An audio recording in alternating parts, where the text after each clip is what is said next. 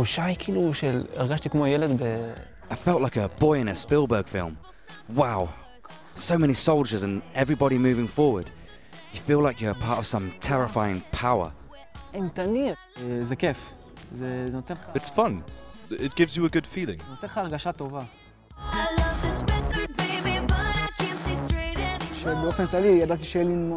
I knew it would be difficult to keep some morality, and I didn't succeed. I killed people, and that was wrong.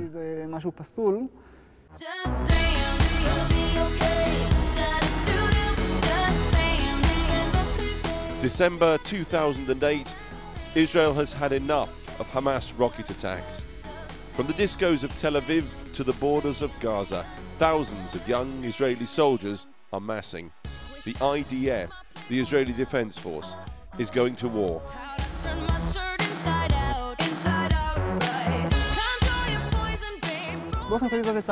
There was an atmosphere of stressing us out as much as possible, as if they wanted to push people to some place where they would do anything more easily, that they wouldn't care as much about who they were shooting or what they were shooting at.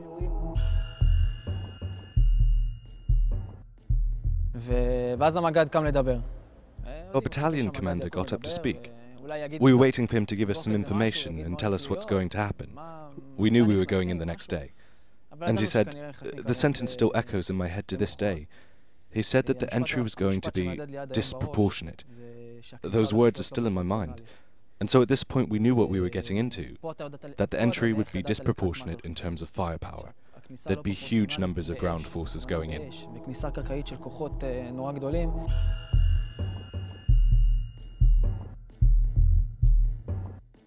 No soldiers from the IDF have ever spoken on camera before about just what happened on what they called Operation Cast Lead.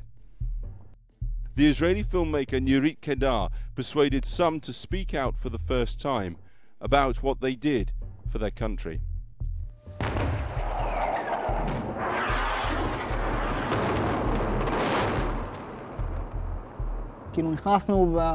We entered the city in a big hullabaloo, shooting like crazy. None of us knew what we were shooting at. There were those who shot at mosques. As far as I was concerned, if they didn't shoot at me from a specific mosque, then I had no reason to harm someone's religion.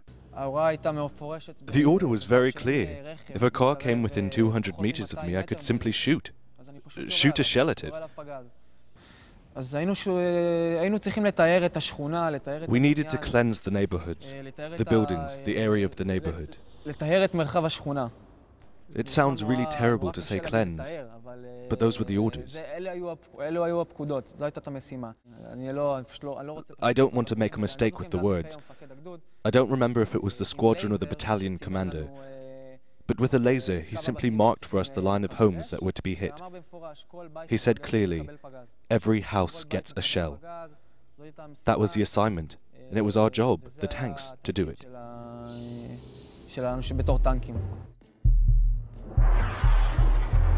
The Israeli Air Force claims it has now hit more than 1,000 targets. This is an ongoing long war against terror.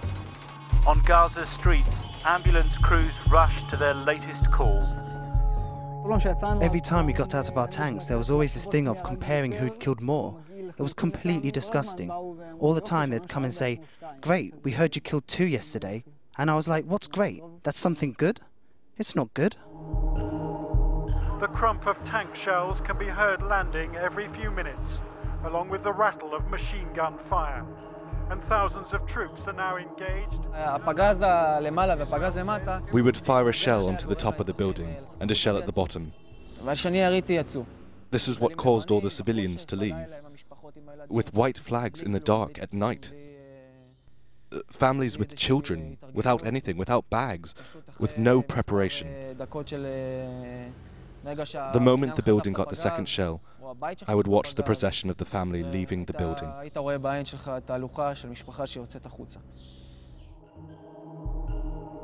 The tanks was here, and we leave the house and walk. There no car. When we go out the house, we don't know where we go. We walk in the dark.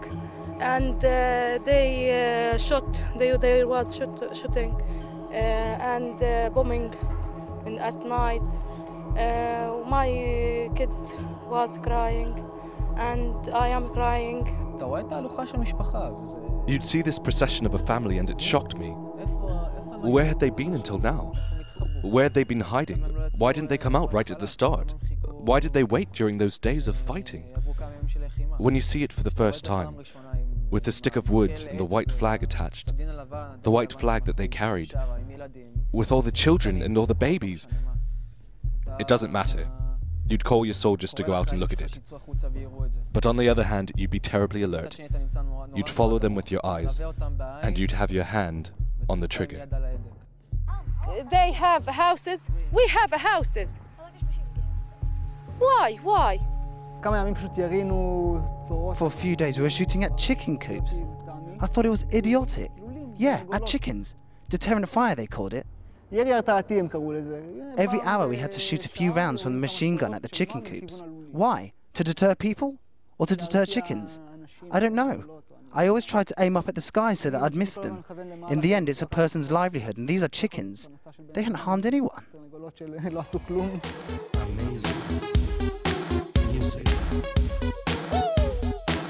Let's go!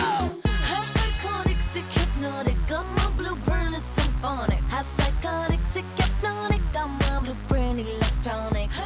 As soldiers do the world over, these men took photographs of their tour of duty inside Gaza. Images of young Israeli men barricaded inside Palestinian homes.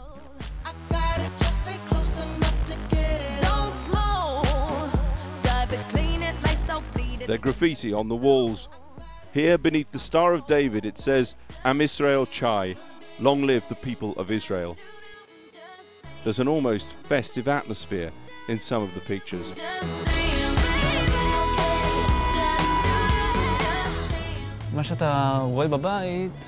The house we were in, we'd taken it over from the conscripts, and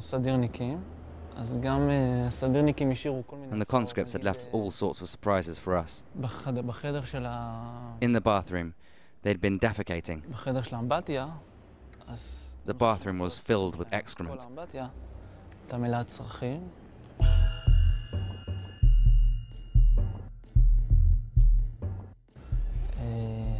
On the family photographs on the walls of the house, on the faces of the children, they'd drawn glasses and moustaches. They'd been writing things on the walls, and they'd use all the clothes of this family to cover up the windows. You need clothes, of course, to darken the house. And all the time we were there, you could sense this family with us.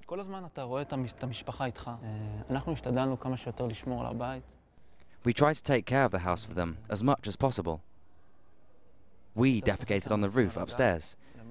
The roof was unfinished and it had sand on it, so we defecated in bags up there. We tried every day to wash up and clean up after ourselves. It was clearly the house of a prosperous, well-off family. There was a big chandelier on the ceiling and there were sofas.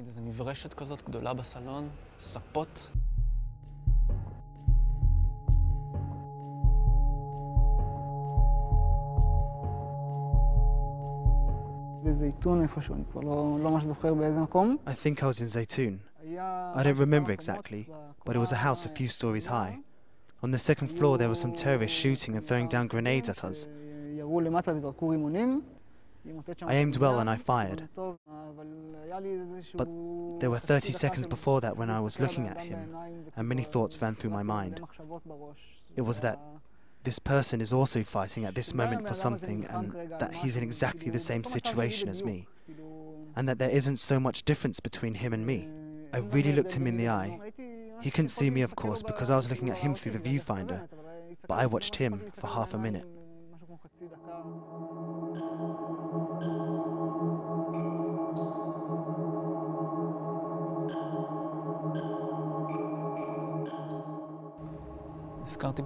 I've just remembered something else. When we left Gaza, I left a letter for the family in Gaza where we were, in the house. I left them a letter on the door saying that we're sorry for all we did, although we had no choice and that we went there to protect our families, but that we were sorry for all the mess and what we'd left, and that one day I hope we can live in this land as neighbours.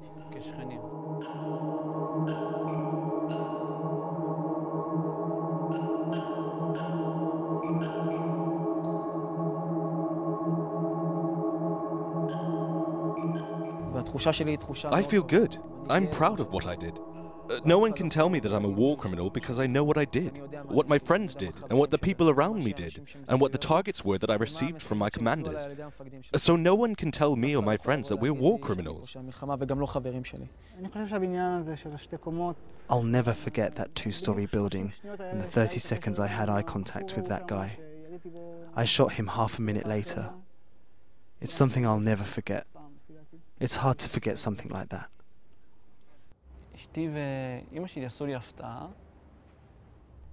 My wife and my mum had a surprise for me. What surprise? Well, my mum had bought me a new plasma TV. So I entered our home and saw the new telly. Now, I'm not mad on television, but my mum thought I'd be so happy to see the plasma. They'd hung up new shelves and painted the walls. They'd fixed up the house so that I returned to a renovated home. All clean, newly decorated. And I stood and looked at the house, and I just couldn't accept it. I wouldn't agree to this because at that moment I saw the house that we had left in Gaza and the family. Of course, their house remained, but most of the neighborhood where that house stood was gone now. And I knew that when that family returned to that house in Gaza, what would they see? All the shit, all their clothes, all the beds where the soldiers with their shoes had been sleeping, all the holes in the walls, all their clothes torn up, the smell of the soldiers with our weapons. And here I am, in a new house, renovated with a plasma TV. And it's at this point that everything changed. The pain began to come, the sadness, and the tears.